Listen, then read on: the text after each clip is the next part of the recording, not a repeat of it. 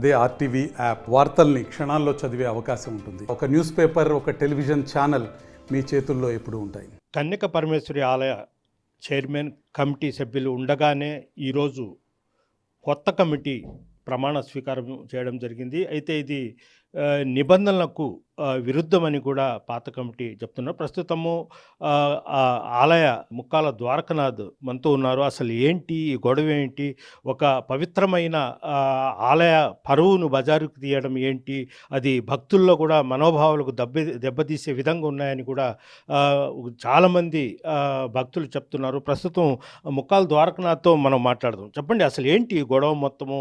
అసలు కన్యక పరమేశ్వరి ఆలయం అంటే చాలా పవిత్రమైన ఆలయంగా భావిస్తారు. అలాంటి ఆలయాన్ని రాజకీయ రంగు పులవడము, బజారుకి ఇచ్చడం, అలాంటి అసలు ఏం జరుగుతుంది?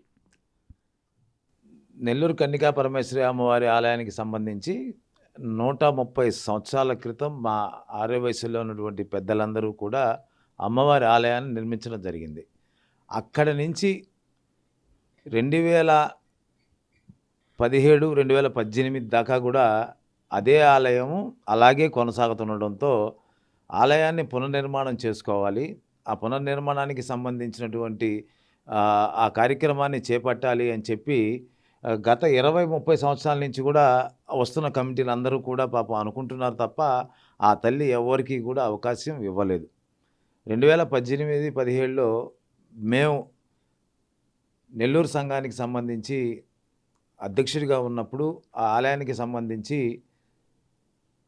నిర్మాణం చేద్దాం, అందరూ కలిసి రండి అని చెప్పిన తర్వాత అప్పుడున్నటువంటి పాత కమిటీ జనరల్ బాడీ అనౌన్స్ చేసి, జనరల్ బాడీలో ఎలక్షన్కి పోవాల్సిన పరిస్థితి వచ్చినప్పుడు ఎలక్షన్కి వెళ్ళినప్పుడు ఎలక్షన్లో అప్పుడున్నటువంటి పునర్నిర్మాణ కమిటీకి సంబంధించినటువంటి టీం ఏదైతే ఉందో వాళ్ళందరూ కూడా ఆలయ నిర్మాణాన్ని చేపట్టాలి, ఆ చేపట్టే క్రమంలో ఈ కమిటీ అయితేనే చేయగలదనే ఒక విశ్వాసంతో 4000 మంది జీవిత సభ్యులైనటువంటి అమ్మవారి ఆలయాల్లో ఉన్నటువంటి అందరూ కూడా ఇనామినేస్ లాగా వన్ సైడ్ ఎలక్షన్ లాగా అప్పుడున్నటువంటి నా కమిటీకి వాళ్ళందరూ మద్దతు ఇవ్వడం జరిగింది. అత్యధిక మెజారిటీతో మేము గెలవడం జరిగింది. మరి అదేవిధంగా ఆలయానికి సంబంధించి అద్భుతంగా ఆలయ నిర్మాణం చేయాలి అంటే ఆలయ నిర్మాణానికి సంబంధించి ఎవరికి కూడా మాకు అనుభవం లేదు.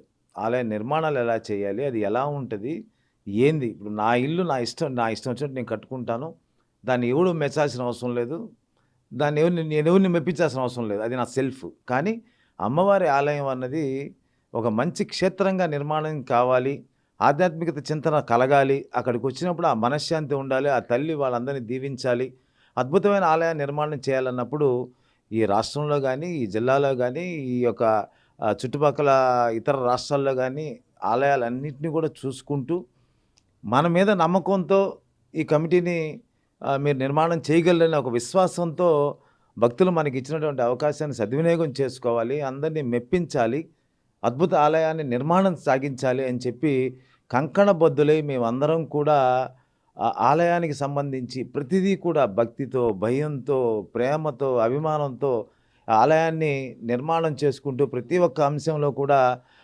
ఆచితూచి అడుగులు వేసుకుంటూ జాగ్రత్తగా అడుగులు వేశాం. కాబట్టి ఆ అమ్మవారి దయ అక్కడ మనం అనుకున్నట్టు నెరవేరగలిగిన శక్తి ఆ తల్లి మాకు ఇచ్చింది.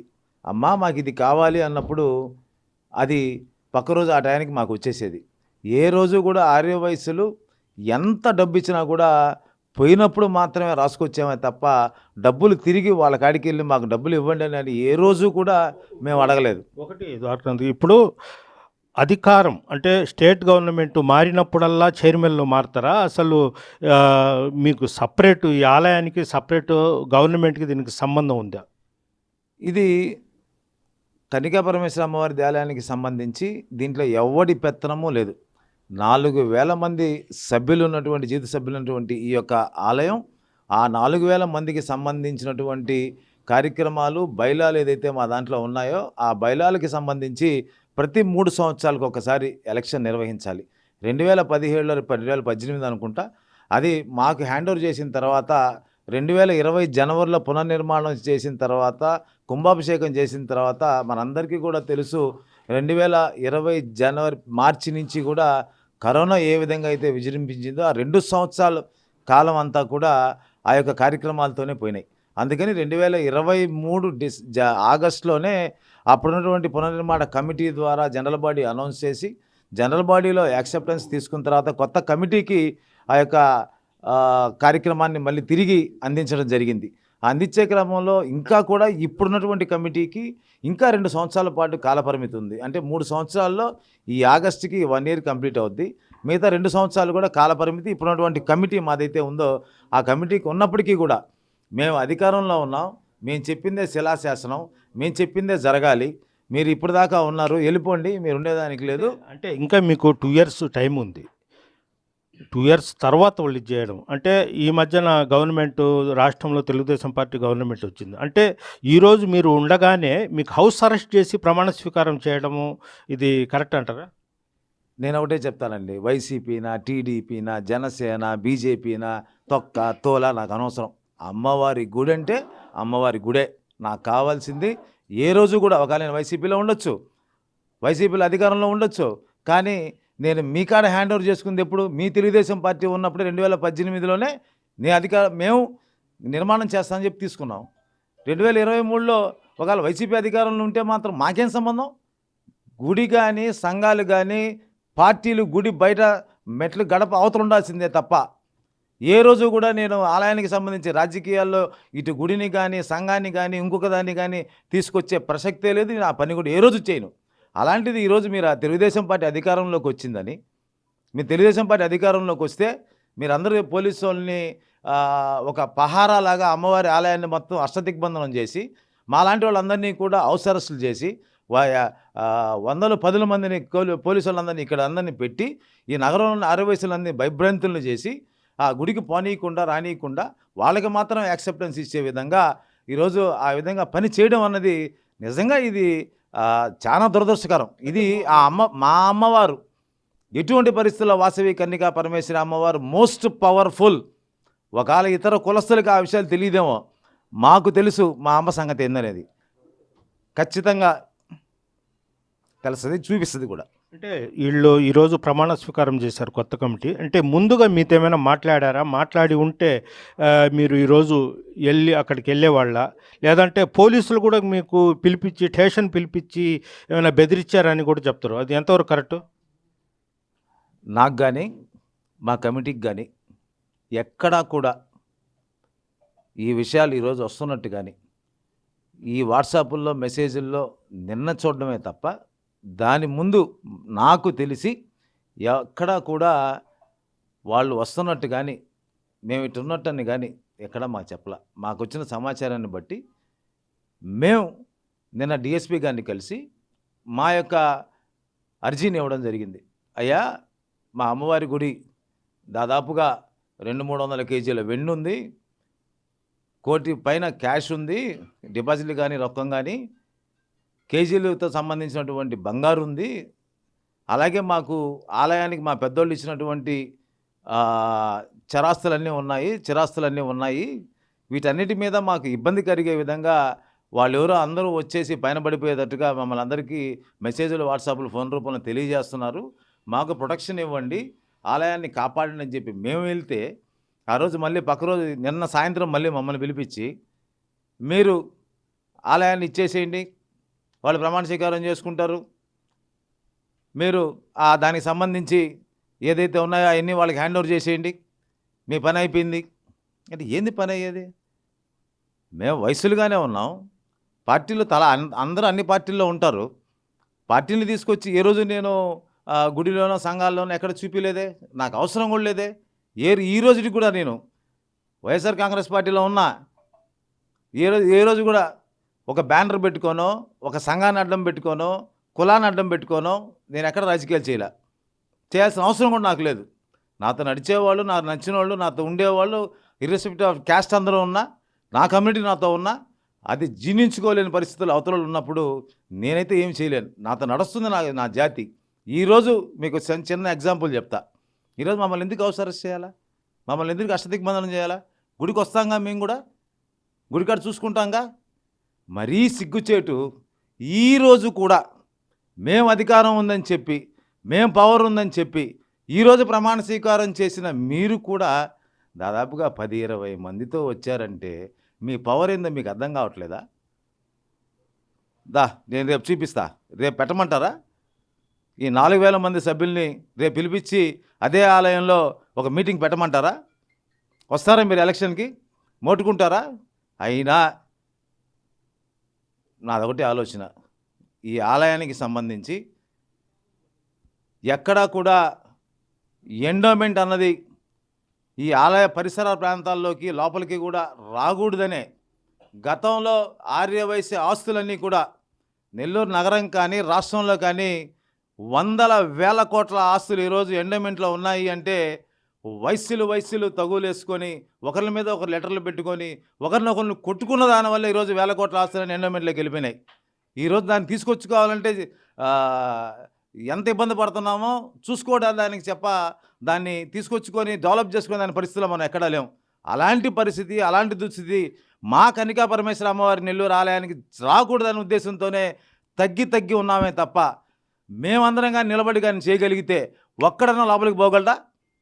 ఒక్కడన్నా పోగలరా లోపలికి? పోయి మీరు అమ్మవారి ముందు పోయి ప్రమాణ స్వీకారం చేయగలరా? చేస్తే మాత్రం మీది జరగద్దా? ఈ నెల ఆగస్టు 18వ తారీఖు నాడు 4,000 మంది సంబంధించినటువంటి జనరల్ బాడీ సమావేశం ఏర్పాటు చేస్తాను. ఆ ఏర్పాటు చేసే క్రమంలో రండి, మీరు కూడా ఆ కమిటీలో ఆ సభ్యులు ఉన్నారుగా, రండి, వచ్చి ఆ ఉన్నటువంటి సభ్యులు అందరి చేత మెప్పించుకొని ఒప్పించుకొని తీసుకోండి, అకౌంట్స్ హ్యాండ్ ఓవర్ చేయడానికి సిద్ధం. అంతే తప్ప మేము వస్తాం, మేము చేస్తాం, మీరు మీ సావు మీరు సావండి అంటే ఇక్కడ ఎవడు దానికి జంకే పరిస్థితి లేదు. ఇది మంచి పద్ధతి కూడా కాదు. వయసులో అందరూ కూడా నాకన్నా పెద్దవాళ్ళే, అందరూ నాకన్నా ముందు ఆ గుడి చేసిన వాళ్ళే. ఒక్కొక్కళ్ళు 7 సంవత్సరాలు, 10 సంవత్సరాలు, 20 సంవత్సరాలు అమ్మవారి ఆలయాన్ని అందరూ కూడా ఆ యొక్క అధ్యక్ష స్థానం, గౌరవాధ్యక్ష స్థానంలో కూర్చున్నోళ్లే. కానీ మీరు చేయలేనిది ఆ తల్లి మా చేత చేయించుకుంది. మేము చేసాం, గర్వంగా చెప్తున్నాం, మేము చేసాం.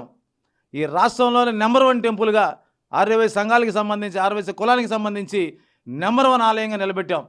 కార్యక్రమాలు కూడా జరుగుతున్నటువంటి నగరంలో రాష్ట్ర స్థాయిలో, తెలుగు రాష్ట్రాల స్థాయిలో అమ్మవారి ఆలయాన్ని దేదీప్యమానంగా కార్యక్రమాలు చేసుకుంటూ ముందుకు వెళ్తున్న మమ్మల్ని మీరు ఈ యొక్క పార్టీ మారిందని చెప్పి ఈరోజు తెలుగుదేశం వస్తుంది, రేపు జనసేన వస్తుంది, దాని తర్వాత వైఎస్ఆర్ కాంగ్రెస్ పార్టీ వస్తుంది, దాని తర్వాత బీజేపీ వస్తుందో, దాని తర్వాత మళ్ళీ ఇదే తెలుగుదేశం పార్టీ అధికారంలోకి వస్తుందో రావచ్చు.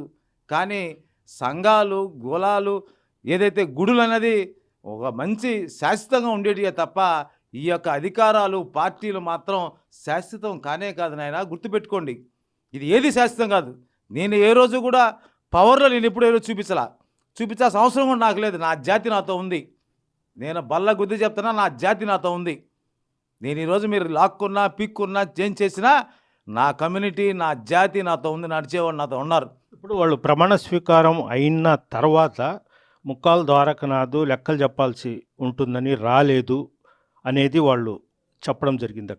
ఇక్కడ చూస్తే ఇక్కడ పోలీసు హౌస్ అరెస్ట్ చేసి ఉన్నారు. అంటే ఇదంతా ఒక నాటకీయం అని భావించవచ్చా?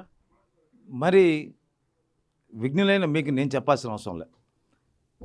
మీరు ఎక్కడికక్కడ పోలీసులను ఆపేసి మమ్మల్ని అందరినీ అష్టదిగ్బంధనం చేసి మీరు అక్కడికి వెళ్ళి ప్రమాణ స్వీకారం చేసుకొని అకౌంట్స్ విషయంలో మేము భయపడి అక్కడికి రాలేదు అనడం నిజంగా కూడా చాలా సిగ్గుచేటు.